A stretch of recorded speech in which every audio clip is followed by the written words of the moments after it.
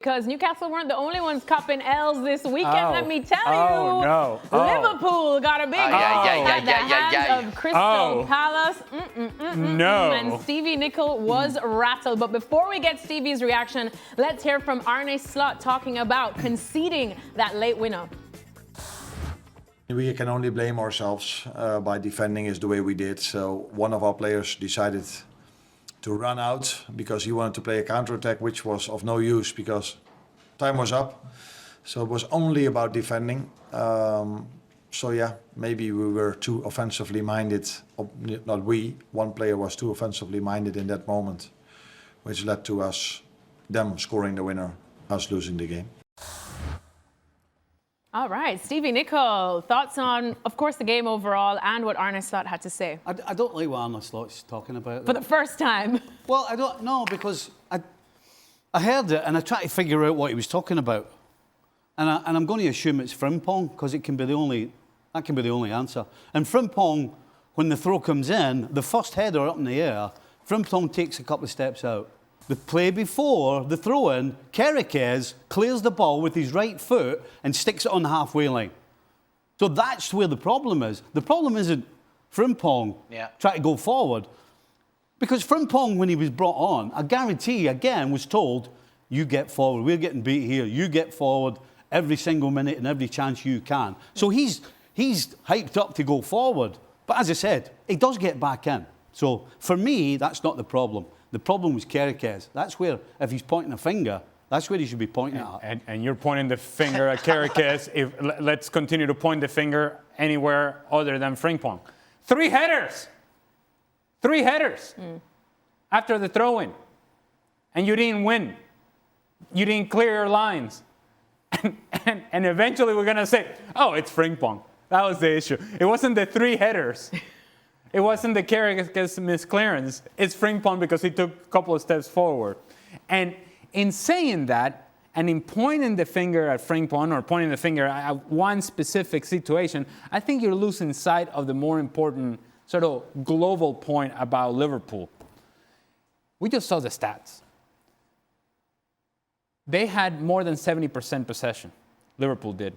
And yet in the expected goals, whatever you may think of that stat, Crystal Palace's number was higher than that of Liverpool's. Yeah. So without having the ball, they seem to have been more dangerous. Without having the ball, they seem to have created more problems. And that speaks to something that I think has been an issue for Liverpool from the very beginning of the season.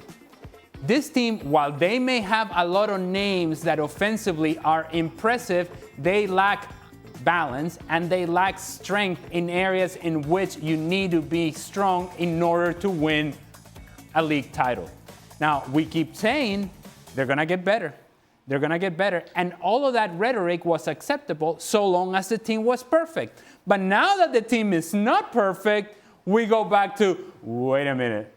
You haven't gotten better. You're not taking a step forward. Games keep coming and going, and we're still seeing the same things. So Arne Slot, you can focus on Jeremy Frimpong or one specific situation, but that's ignoring a much bigger picture and a much broader issue for this club right now. Do you know, I think this particular game is absolutely, in my opinion, mostly on the players. You look at that stat of 70%. If you didn't see this game and you look at those stats, you'll be like, wow. Had Liverpool been better with the ball, the stats would have been 90%. Yeah. That's how much of the ball they had. But they kept coughing it up against the best counter-attacking team in the Premier League. And they should have been 4-0 down at half-time with all that possession. That's the biggest problem. I think sometimes we sit here and we talk about Verts and we talk about Isak and we talk about all the money they spent and what's Arne Slot going to do. But, you know, I think we've let the players off a little too much because they've been finding late goals and gotten victories. The players are going to have to look at themselves because it's not just one person losing the ball. The first 45 minutes was ridiculous. It was like watching a bunch of school kids coughing the ball up, picking the wrong pass, trying the wrong pass, making the wrong decision. I mean, it was horrendous. It was easily the worst half of football under Arne Slot since he got to Liverpool. So the second half, you've got to go for it. You make a lot of changes. You know, Ali's right. There's 3 headers, but at the same time, you've taken all your defensive players off pretty much. So that makes it even harder.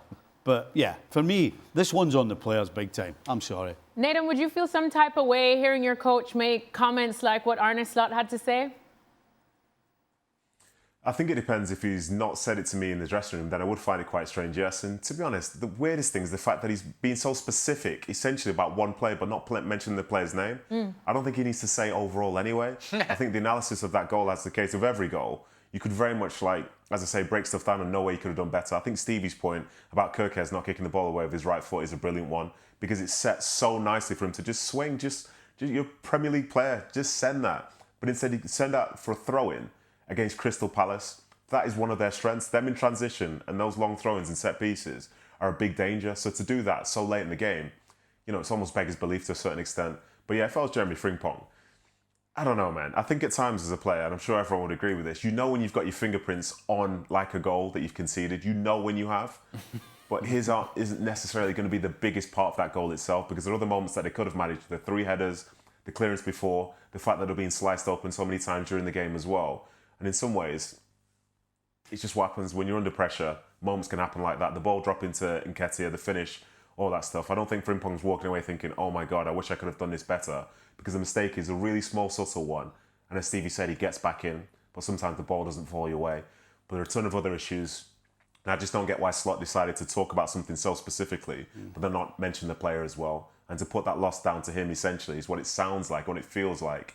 And if I was a player, I think I'd be a bit disappointed, to be honest. Some PTSD there from Nato saying, you know, you have your fingerprints in goals, you know, you can feel it. You know it. You can sense it. You know when it's your fault. You know when it's your fault. It doesn't make any sense after you played the way you played. You could understand him coming out with something like that somewhat if you had actually played well, dominated the game, hadn't taken your chances, you lose a late goal. You could kind of see where that might be what you would come out with. But when you're as bad as they were, to come out with that is, I'm sorry, you're backing up the wrong tree, aren't they? All right, well, let's